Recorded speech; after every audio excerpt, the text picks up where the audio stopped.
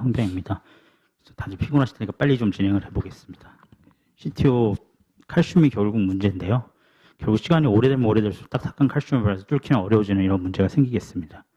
결국은 그 프로포셔널 플래닝이 가장 중요한데 우리 김벽 교수님께서 잘 설명해 주셔서 결국은 NGOCT를 통해서 어디서 어떻게 뭐 접근을 하고 여러 가지 미리 생각을 하고 이제 진행을 해야 되겠습니다.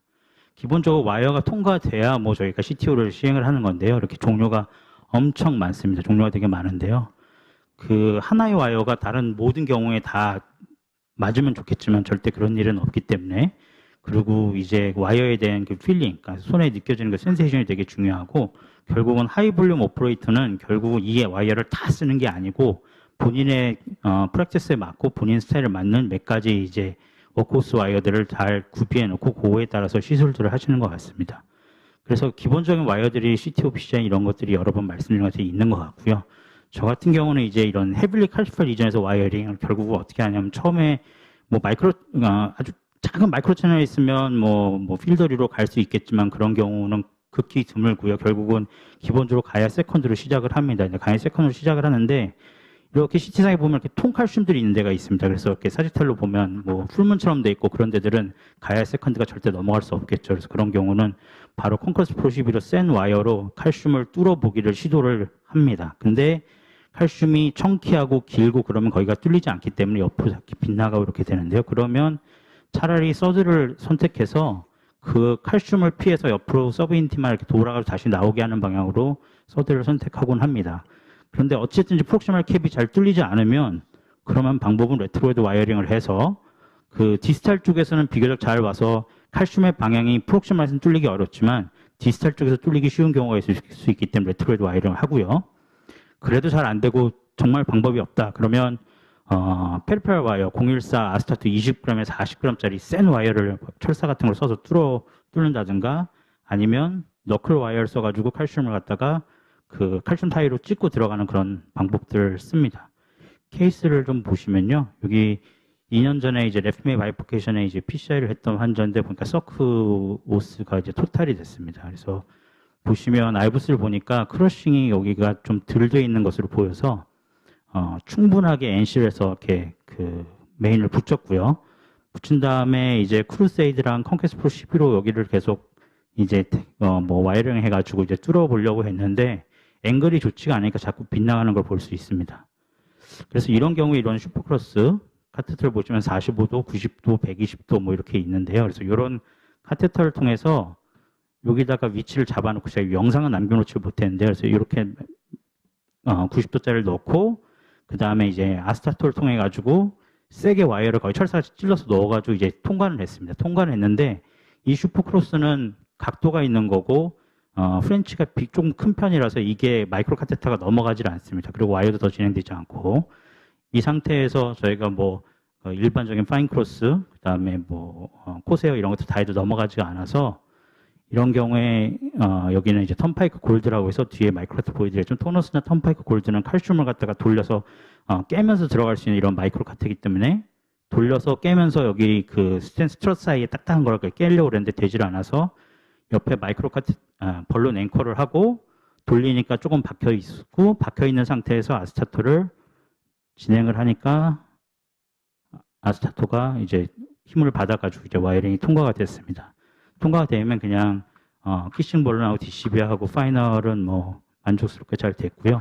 그래서 이런 케이스에서 보시면 아시겠지만 페리페럴 CTO 와인 아스타토 20g에서 40g짜리가 이런 시비어 하드캡 CTO PCI에서 충분히 사용될 수가 있고 이런 사이드 브랜치 CTO에서 슈퍼크로스를 갖다가 사용할 수 있게 되겠습니다. 그래서 토너스나 턴파이크 골드가 이렇게 잘 안 넘어가는 마이크로카테터 리전에서 충분히 사용될 수 있다고 생각이 들고요. 이 마이크로 카테터가 왜 중요하냐면 뭐 다들 아시겠지만 가이드와이어 팁을 리쉐이핑하고 와이어를 바꾸고 그 다음에 인저리를 방지하는 이런 것도 중요하지만 이거 보시면 그 와이어 팁이 마이크로 카테터에서 벌어지는 거리에 따라서 팁 스티프니스가 완전히 달라집니다. 그래서 아무리 센 컨퀘스트 프로 10이더라도 팁이 20 정도 이렇게 차이 뒤에 있으면 뭐 BMW랑 차이가 안 난다고 보시면 됩니다. 결국은 그 마이크로 카테터 팁이랑 와이어 팁이 가까이 있어야 힘을 받아가지고 페네트레이션 포스가 발휘가 되니까요. 그거를 잘 유지하는 게 가장 중요한 게 되겠습니다. 한국에서 이렇게 여러 가지 쓰시고 계시고 다들 쓰고 계신데요. 그래서 요거 보시면 이렇게 토너스나 턴파이크 골드는 앞에가 이게 메탈로 되어 있고 이렇게 나사 모양이 되어 있습니다. 그래서 토너스는 반시계 방향으로 돌리라고 있고 턴파이크는 시계 방향으로 돌리라고 있는데 돌리면 이게 무슨 나사 꽂히듯이 막 이렇게 돌려가지고 이렇게 들어가게 됩니다. 그래서 이제 칼슘 있는 리전에서 쓸 수 있게 되고 때로는 로타를 대체할 수도 있는 경우가 있습니다. 그래서 이거 보시면 여기 LAD CTO인데요. 가이아 세컨드로 비교적 어렵지 않게 뚫었고 턴파이크 스파이럴을 갖다가 돌리기 시작했습니다. 이게 턴파이크 스파이럴이나 코세어나 똑같이 이제 이런 문제는 생긴데요. 돌리다가 진행이 안 돼서 뺐더니 여기 보시면 분리된 거 보이시나요? 여기 보면 팁 마이크로캐치가 프랙처가 됐어요. 끝에가 찢어져가지고 나온 거고요.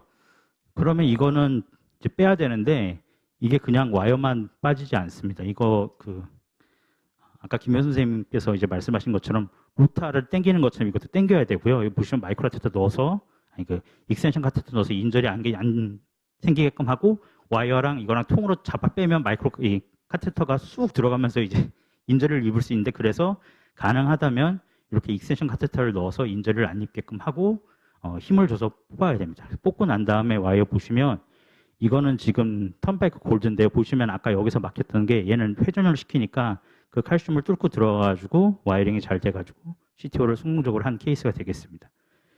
그래서 말씀드렸지만 토너스나 턴파이크 골드가 이런 칼슘 리전에서 아무것도 안 넘어 이럴 때도 사용이 가능하겠다.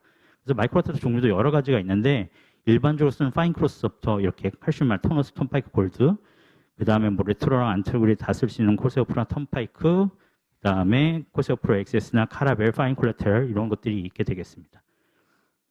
그 다음에 이제 익스텐션 카테터를 많이 쓰시게 되는데요. 가이드질러랑 가이드라이너가 이제 국내에서 가장 많이 사용하시는 것 같습니다. 보시면 이게 가이드라이너는 이게 하프 파이프 테크놀로지가 있어가지고 여기에 반만 이렇게 쌓여 있습니다. 그래가지고 쭉 뒤까지 나와 있고 이 가이드질러는 요 하프 파이프가 비교적 짧습니다. 장단점이 있는데요. 가이드라이너는 5.567 프렌치가 국내에 있어서 저도 사용 중이고 근데 가이드 질라는 그냥 7프렌치 하나만 있습니다. 그리고 이 할프 파이프가 길면 무슨 문제가 있냐면 CTO를 하다 보면 이 익스텐션 카테터를 갖다가 혈관 안에다 잡아놓고 와이어를 빼고 다시 넣어야 되는 경우가 있습니다. 근데 다시 들어갈 때 이 하프 파이프는 이 하프 파이프를 따라서 와이어가 안 되기 때문에 옆으로 들어가서 여기 들어가려면 되게 어려워서 안 들어가는 경우가 있습니다. 반면 가이드 질란 여기가 비교적 동그랗게 돼 있고요. 실제로 엔조에서 보시면 그래서 리와이링 할 때 훨씬 좋기 때문에 일반적인 경우에는 저 가이드라이너를 더 많이 쓰는데 CTO에서 있어서는 질라가 리와이링이 좋아서 조금 더 유리하지 않나라는 생각은 합니다. 그 다음에 이제 텔레스콥도 저희 병원에 지금 신청해서 들어오려는데 아직 못 들어왔는데 아마 써보신 분들도 많이 있으실 것 같습니다. 그래서 이런 종류들이 있고요. 가장 중요한 게 이제 로타를 하게 되면 로타를 그냥 해도 되지만 어떤 경우에는 프록시마를 보호하고 로타를 깊게 들어가야 되는 경우가 있습니다. 그러면 익스텐션 가이드 카테터를 갖다 충분히 집어넣어서 앞에는 그냥 다이나로 로타가 들어가서 혈관 인절이 하나도 안 주고 뒤에만 이렇게 해야 되는 경우들이 있는데 이게 다 실험을 해놨더라고요. 그래서 6프렌치에서는 1.25 버가 가이드 질라 그리고 7프렌치에서는 1.5까지 나머지는 다 들어갑니다. 이 6프렌치, 7프렌치는 이 가이딩 카테터가 아니라 이 익스텐션 가이딩 카테터를 말하는 겁니다. 그래서 그 6프렌치여도 1.25는 가이드 질러만 되고 이제 대부분 7프렌치 정도는 필요하다. 그렇게 생각하시면 될 것 같습니다. 그래서 케이스 하나 보여드리면 미드 투 디스탈 시에 심한 칼슘을 동반한 CTO입니다. 레트로도 봐도 혈관이 안 좋고 이 케이스가 재작년에 저희 코엑트 CTO 라이브 때 한번 보여드렸던 건데요. 아마 박근혜 선생님이랑 김병수 선생님은 기억나실 것 같은데요. 그래서 팁 인젝션 했는데 약간 플로우가 있는 것 같기도 한데 브리치 콜라테랄인지 이어져 있는 것 같지는 않고요. 그래서 하여튼 그 당시에 안테그레이드로 여러 와이어를 써가지고 세컨, 서드, 콘퀘스트 프로 다 해봤는데 양쪽 방향 다 보면서 와이어링 했는데 칼슘이 너무 딱딱하고 보시면 요 밑에 한 번 더 꺾이는데 요 앞에까지는 가는데 거기서 더 진행이 되지 않습니다. 그래서 레트로를 했는데 결국은 페일을 했고요. 그래서 여기까지 페일하고 방송이 끊기고 방송이 끊긴 다음에 방송이 끊기 전에 정우승 교수님께서 야 그냥 너클로 해봐라라고 하시면서 방송이 끊겼는데요. 그래서 너클로 했습니다. 그래서 방송이 끝나자마자 이렇게 밀었고요.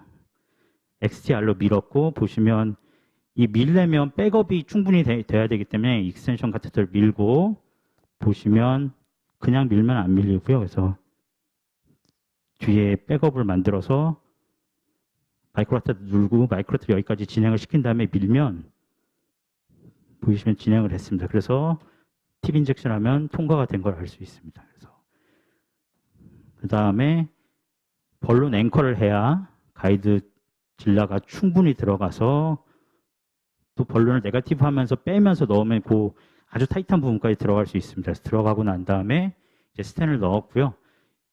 이렇게 일반적으로 마이크로 카테터로 너클을 할 때 안 되는 경우가 있습니다. 그러면 벌룬 서포트라는 이런 테크닉이 있는데 앞에다 벌룬으로 잡아놓고 그 상태에서 너클로 밀면 힘을 받으니까 제대로 이렇게 쭉 넘어갈 수 있는 이런 테크닉인데 보통은 마이크로 카테터만 조금 깊숙이 박아놔도 충분히 여기 힘을 받기 때문에 이렇게까지 하는 경우는 별로 많지는 않습니다. 그래서 파이널 엔조 보시면 뭐 큰 문제 없이 시술은 잘 됐고요. 그래서 너클 와이어가 이런 시비어 칼시피케이션 인에서 익스텐션 카테터랑 동반해서 충분히 사용할 수 있다라고 보시면 되겠습니다. 다음은 이제 로타를 해야 되는 경우가 있는데요.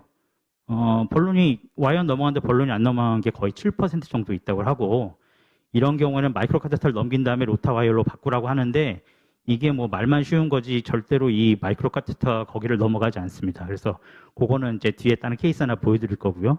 그 다음에 이 CTO에서는 1.5로 이니셜에 하기는 상당히 부담스럽고요. 그래서 스모어볼을 하는 게 퍼포레이션을 막기 위해서 좋지 않느냐라고 얘기를 하고 있습니다.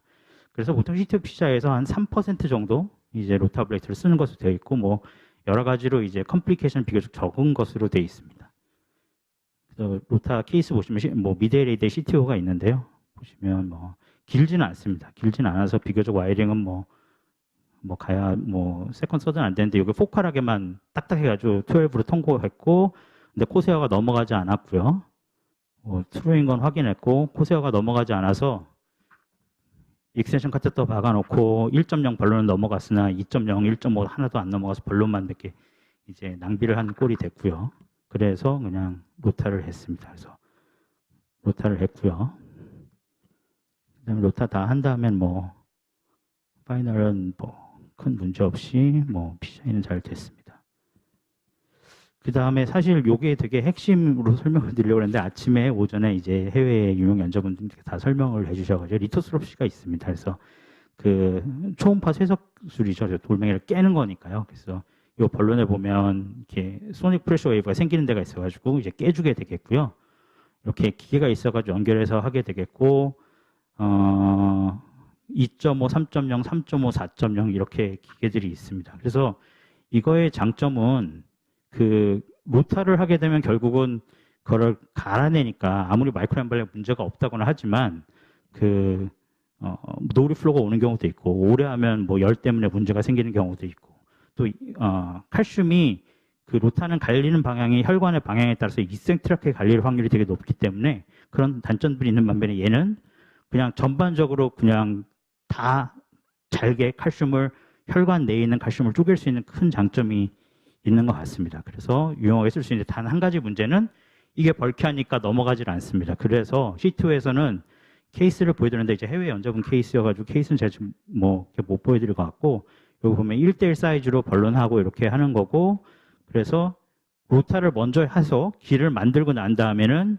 얘를 넣어가지고 칼슘들을 아주 잘게 깨면 결과가 훨씬 좋다. 그래서 일반적인 그런 관상동맥 시술에서는 충분히 안정성의 증명도 많이 쓰는데 C2에서는 이렇게 몇 가지 케이스를 보고 되고 이제 좀 연구들이 나오고 있는 것 같습니다. 그래서 테이크홈 메시지입니다. C2 와이링 저 같으면 이제 가야 세컨 해보고 안 되면 컨크리트 서드, 레트로그레이드, 너클 이런 식으로 할 것 같고요. 칼슘 많으면 토너선 선파이 골드를 좀 유용하게 쓰고 익스텐션 카테터 사용이 가장 중요할 것 같습니다. 로타나 리토스롭시도 앞으로도 적극적으로 많이 필요한 경우에 사용하면 좋지 않을까 싶습니다. 경청해 주셔서 감사합니다.